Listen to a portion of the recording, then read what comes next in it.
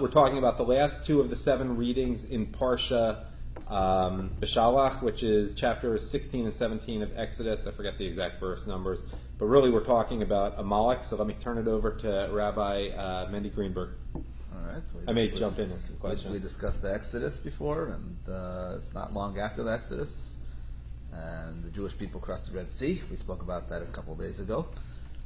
Now the Jewish people are on their way to receive the Torah on Mount Sinai. Everything seems to be perfect. Along comes a nation called Amalek, and they start a war against the Jewish people. And we fought back. We won the battle. But we're told this is no ordinary nation. This nation, we have to remember on a daily basis. Every day we speak about it. We remember them and we obliterate their name. It says their name has to be obliterated. And actually there was a commandment in this week's Torah portion to Joshua, because Moses knew he's not going to be the one to go into Israel. It wouldn't be his job to do it. He's told that when the Jewish people have sovereignty over Israel, this nation has to be eradicated. It was done during the time of Saul, with the exception of one person, and that person ended up having offspring who was none other than Haman, who of course had it in his blood to destroy the Jewish people. But this lesson teaches us something very important that we have to remember on a daily basis. Because Purim is 1 month from today. Purim is a month from today. Let's get into the spirit.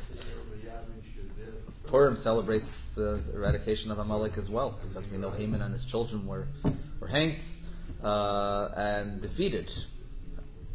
And the Jewish people had the victory over Amalek in that time. Rabbi, let me jump in with a question. It seems probably to someone who doesn't know that much about this that you may be contradicting yourself, no offense. But you're saying we want to obliterate the name of Amalek, yet we're commanded to remember Amalek. So wouldn't it be easier to just treat Amalek like some of the other ancient peoples whose names we don't remember, like the Girgashites? The paradox of Judaism. Yeah. There we go. But we have to remember, because this is a perpetual battle we have to fight. This is in every generation you have to fight this battle. Amalek represents something much different than just someone who comes and fights a battle. Who were these people, by the way? They happen to be descendants of Esau, who was a brother of Jacob. But there was that perpetual hatred from Esau that was passed down generation to generation. Yet not from Ishmael the same way. Not from Ishmael. Right. This is Esau. And they were trying to do something completely different than any other nation. Mm-hmm. There were a lot of nations that tried to eradicate the Jewish people. But this was sheer chutzpah. You're talking about right after the Jewish people got out of Egypt. We saw, the world witnessed the downfall of Egypt. Egypt was a superpower at that time. Not one person, not one slave was able to escape Egypt. And here you're talking about several million people who got out of Egypt. This was unprecedented. It was impossible. People saw God's hand. People literally saw God's presence in the world, God protecting the Jewish people. After the 10 plagues and the Egyptians pursuing the Jewish people, the miracle of the splitting of the Red Sea, it says, Namogo kol yeshvichnan, the people, all the inhabitants of Canaan, of modern day Israel, their hearts melted. All the kings were shivering. They said, these are people that God is protecting, God is with them. How could anybody even think of lifting up a finger towards them? And along comes this nation and fights them. This is sheer chutzpah.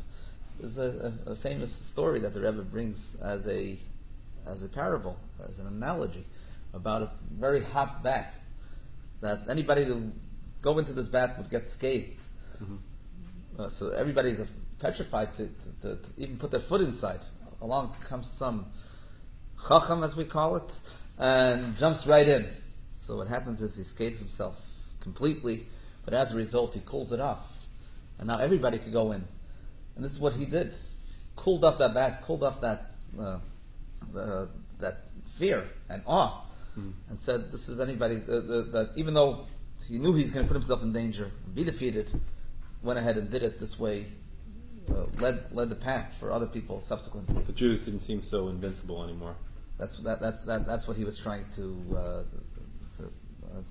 to demonstrate. I think an appropriate analogy might be, given that we're a couple days after the Super Bowl, it's a bigger deal to cool off the New England Patriots than, no offense, Florida's team, the Dolphins, the Jaguars, or the Buccaneers, because they're on top, they're riding high, and the Jews were really riding high at that point. Correct. It's an analogy. It's an analogy. Also, we have to make sure that the cold doesn't penetrate us. Meaning, Amalek has brought coldness, right. brought apathy, brought indifference. It says Chabad, when the Torah describes it, it says he made us cool on the way. He cooled it off. Brought it, so what this represents is figuratively. The lesson we learn from this is we're perpetually fighting Amalek because we have this state of mind of Amalek inside of us that cools us off, that tries to get rid of the passion and get rid of that sincerity. Make us jaded. Exactly. Well, in the art scroll, I know we use a Chabad siddur here. That is a Chabad siddur we use, right? Over here we use Chabad siddur. Yeah. It's not the blue one, it's a different edition. Edition.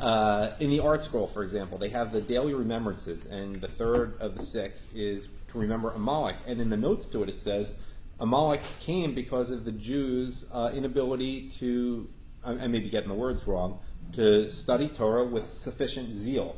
And literally, it was a message from God almost. It was a message from God, but the message to us is at this time, the Jews were on their way to receive the Torah. Mm-hmm. They were counting the days. They were so passionate about it. And Amalek, what he represented with this battle, is telling people, don't be so passionate about it. Mm-hmm. Lose that zeal. Don't, what's the big deal? You're going to receive a Torah. What are you going to do with it? Who do you think you are anyways to get God's right. Torah? We know who you are. We know what your passions really are. Why are you making believe that you really care for the Torah? That's Amalek. That's Amalek inside of us. And the second we want to do something positive, we get a feeling all of a sudden, a jitter, and say, maybe this is not for me. Maybe this is not who I am, and I shouldn't be doing this because I'm not so spiritual. So it's I'm really not so godly. Self-doubt. It's the self-doubt within us talking us out of pursuing our dreams. And we have that Amalek, and we have to be cognizant of it on a daily basis. That's why we have to remember it. We have to remember that whenever that feeling comes in, to obliterate it, to get it out of our midst, and only allow ourselves to have passion. The famous joke of a person who was asked, "What's worse, ignorance or indifference?" And the answer was, "I don't know and I don't care."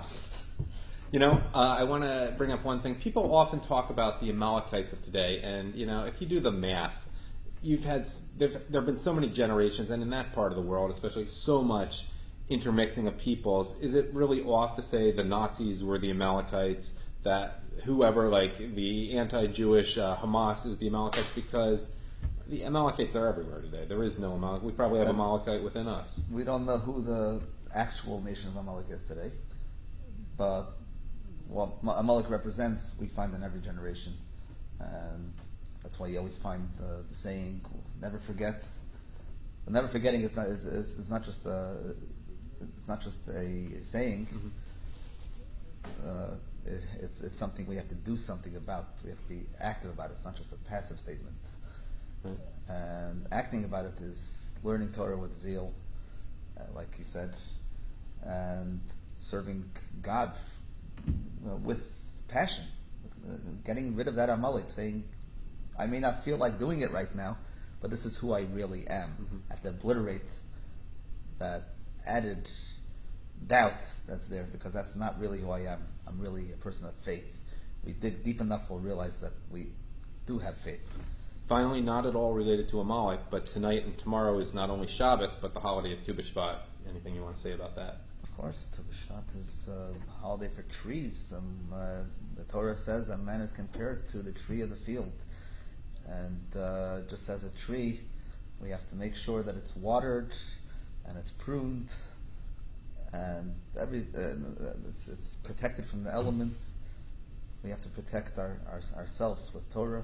Torah is compared to water. We have to water ourselves, and we have to guard ourselves from many different influences that may temper down our passion to the Torah. Wait, if we relate that to Amalek. Well, Rabbi Mendy So- Greenberg, so- the website is Jewish Bonita. That's the best way to get in touch with you. Correct. If you're in the southwestern part of Florida, not so far away, any programs you want to mention or anything? The Lunch and Learn, maybe? If anyone's in the If area. you're in the area, every day, 8 o'clock, there's Minyan. There's Lunch and Learns on Wednesdays. There's Tanya on Monday 12:30. evenings at 7:30. Of course, there's Shabbos. There's Farbrengen after the services. Services begin at 10. Farbrengen is soon after. Many other events at the campus for the students. A number of educational and social programs that I didn't list. Just look them up. All right. Thank you. Have a And good Shabbos, Shabbat Shalom. everyone. Shabbat Shalom.